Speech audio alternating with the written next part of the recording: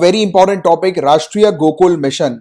इसमें फोकस किया जाता है हमारी कंट्री की जो देसी गाय हैं, इंडिजीनियस बोविन ब्रीड जो हमारी कंट्री की हैं, उनको प्रोटेक्ट करना और उनको डेवलप करना। डेवलप करने से क्या मतलब हुआ, तो आप लोग जानते हैं आज की डेट में साइंस इतनी ज्यादा आगे बढ़ चुकी है कि जेनेटिक इंजीनियरिंग हम लोग को देखने को मिलती है। साइंटिस्ट क्या करते हैं, जो जो एनिमल है उसको और बेटर बनाने के लिए उसके अंदर कुछ चेंजेस लेकर आते हैं, उसकी जीन्स में कुछ चेंजेस करते हैं। तो यहां पर वही चीज है, जीन्स यानी कि जो स्पीसीज है उनके जीन्स को चेंज किया जाता है, जेनेटिकली उनको मॉडिफाई किया जाता है, उनको और बेटर बनाने पर फोकस किया जाता है। यानी कि जो ब्रीड्स हैं वो आने वाली, यानी कि गाय के जो बच्चे हैं वो ऐसे निकले जो कि ज्यादा से ज्यादा मिल्क प्रोड्यूस करें और अच्छे हों, राइट। तो हेल्दी हम लोग को ये देखने को मिले। तो इस पर जो है वो काम करने के ऊपर ये राष्ट्रीय गोकुल मिशन हम लोग को देखने को मिलता है। सिर्फ ये मिशन इसी पर आधारित नहीं है, इस मिशन में और भी काफी फीचर्स हैं और भी काफी वेरियस चीजें हैं जिनको हम लोग एक एक करके देखेंगे। 2014 में सरकार के द्वारा ये लॉन्च किया गया था। ये national programme for bovine breeding and dairy development के ऊपर बेस्ड ये हम लोग को देखने को मिला था।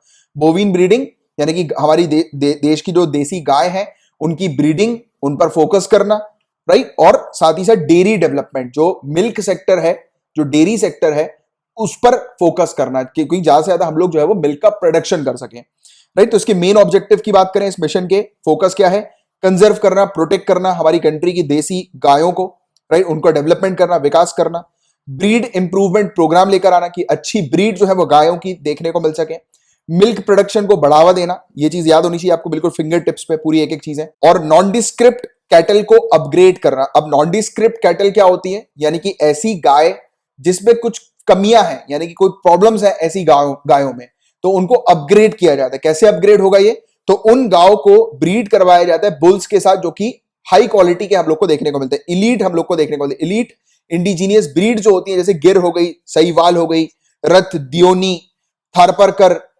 Red Sindhi, right. तो ये सब जो है वो कैटेगरीज हमारी बोवीन की हम लोग को देखने को मिलती है, यानी कि मवेशी कैटेगरी है ये। तो इनकी जो हाई क्वालिटी वाली जो ब्रीड्स होती हैं उनको, जो लो क्वालिटी की बात करें या फिर जो उतनी बेटर नहीं होती, तो उनके साथ ब्रीड कराया जाता है, राइट, जिससे कि उनके जो बेबीज हो, ऑफस्प्रिंग हो, वो और बेटर जो है वो हाई क्वालिटी के देखने को मिले। अब देखो, ये तो हर बार चांसेस नहीं कि जो उनके ऑफस्प्रिंग होंगे, यानी कि उनके जो बच्चे होंगे वो हाई क्वालिटी के होंगे। इस पर काम करते हैं फिर साइंटिस्ट रिसर्चर्स कई बार ऐसा भी करते हैं कि वो आर्टिफिशियली जो बुल का जो सीमन जो होता है, वीर जो बुल का हम लोग को देखने को मिलता है सीमन, तो उसको आर्टिफिशियली जो है वो गाय में इंजेक्ट कर देते हैं, राइट, जिससे कि जो गाय का जो बेबी हो वो हेल्दी हो और अल्टीमेटली हमारे जो डेयरी सेक्टर है उसका इनहेंस जो है वो हो सके। क्योंकि जब कैटल जब आएंगी, गाय वगैरह जब हम लोग को देखने को मिलेंगी और रिच क्वालिटी की होंगी, तो मिल्क भी उनका जो होगा वो रिच हम लोग को देखने को मिलेगा, राइट। इसके अलावा disease free high genetic merit bulls भी जो है वो डिस्ट्रीब्यूट की जाती है। उसके अलावा ये स्कीम कैसे इंप्लीमेंट की जा रही है, तो इसको इंप्लीमेंट किया जा रहा है स्टेट इंप्लीमेंटिंग एजेंसी के द्वारा, जिसको लाइव स्टॉक डेवलपमेंट बोर्ड के नाम से भी जाना जाता है।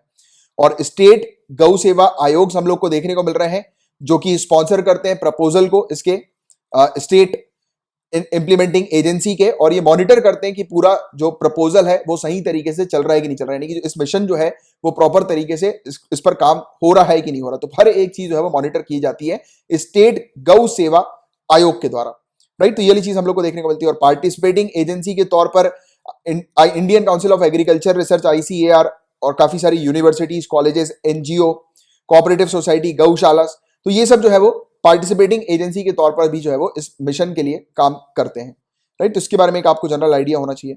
और इसमें गोकुल ग्राम ये भी पूछा जा सकता है, गोकुल ग्राम क्या होते हैं, तो गोकुल ग्राम जो होते हैं गाइस, ये इंटीग्रेटेड इंडिजीनियस कैटल सेंटर होते हैं और ये गोकुल ग्राम कहलाते हैं। आप देख सकते हो इस फोटो के अंदर ये गोकुल ग्राम है, और इस ग्राम के अंदर पूरी चीजें होती हैं, हर एक चीज होती है, जैसे कि गाय का जो चारा होता है उसकी भी अवेलेबिलिटी होती है, अच्छी गाय जो है उनकी ब्रीड्स यहां पर होती हैं, राइट। और ना ही सिर्फ अच्छी गाय, बल्कि जो गाय की क्वालिटी थोड़ी अच्छी नहीं है वो भी यहां पर होती है, और इन सेंटर्स के थ्रू गायों को जो है वो किसानों को दिया जाता है।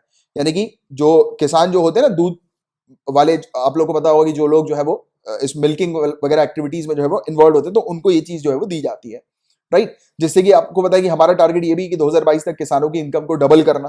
तो यहां पर ये सब हाई क्वालिटी की, रिच क्वालिटी की जब गाय किसानों को दी जाती है, तो किसान अपने एग्रीकल्चर के साथ ही साथ इस एक्टिविटी पर भी, यानी कि गाय वगैरह का दूध निकाल के भी एक्स्ट्रा अर्निंग जो है वो जनरेट कर सकते हैं। तो ये इसके कुछ मेजर ऑब्जेक्टिव होते हैं। किसानों को बुल्स दी जाती है, आपको पता होगा खेतों को जोतने के लिए बुल्स की आवश्यकता होती है, कैटल रीयरिंग जो जिसको आपने सुना होगा नाम, है ना, तो वो चीज हम लोग को देखने को मिलती है। उसमें हाई क्वालिटी की बुल्स वगैरह भी प्रोवाइड की जाती है किसानों को। तो ये कुछ चीजें हैं इसके ऑब्जेक्टिव्स। और ये कहां कहां पर स्टैब्लिश हम लोग को देखने को मिलती है गोकुल ग्राम, तो ये आपको शहर के बाहरी एरिया पर देखने को मिलेगी जहां पर शहर की गाय हैं उनको रखा जाता है, राइट। और इसके अलावा नेटिव ब्रीडिंग ट्रैक्स के तौर पर ये हम लोग को देखने को मिलती है, देशी प्रजनन पथ के तौर पर, यानी कि यहाँ पर कैटल्स वगैरह जो है वो ब्रीडिंग करती हैं।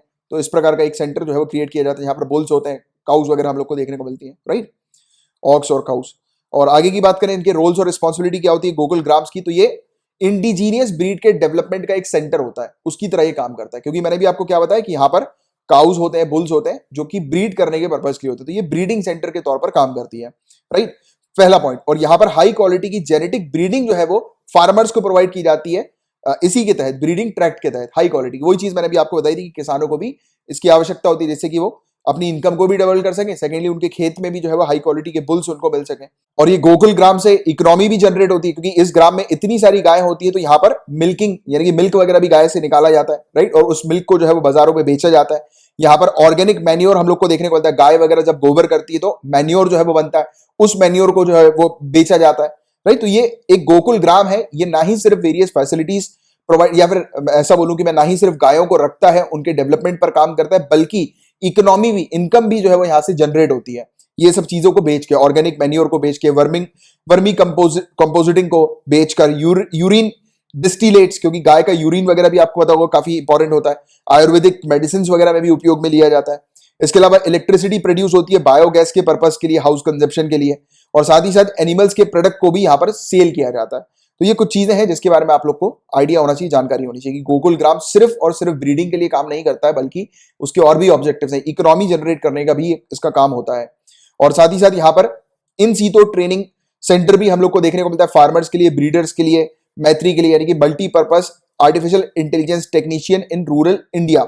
तो ये इन सभी के लिए जो है वो एक एज अ ट्रेनिंग सेंटर के तौर पर भी ये काम करता है। फार्मर्स को भी यहाँ पर ट्रेनिंग दी जाती है कि फार्मर जो है वो किस प्रकार से गायों को मेंटेन करें, मैनेज करें, कि किस प्रकार से उनको, जैसे कई बार गाय वगैरह को कोई बीमारी लग जाती है, डिजीज हो जाती है, तो उस दौरान भी कैसे मैनेज किया जाए, जैसे कि गाय वगैरह को, यानी कि उनके जो पेट्स है, क्योंकि ये तो उनके पेट ही हुए, तो उनको जो है वो डिजीज ना लगे, राइट। तो ये सब चीजें होती है, और किस प्रकार से अच्छी क्वालिटी की गाय वगैरह उनको प्रोवाइड की जाए, जिससे कि वो ज्यादा से ज्यादा इनकम जो है वो जनरेट कर सके।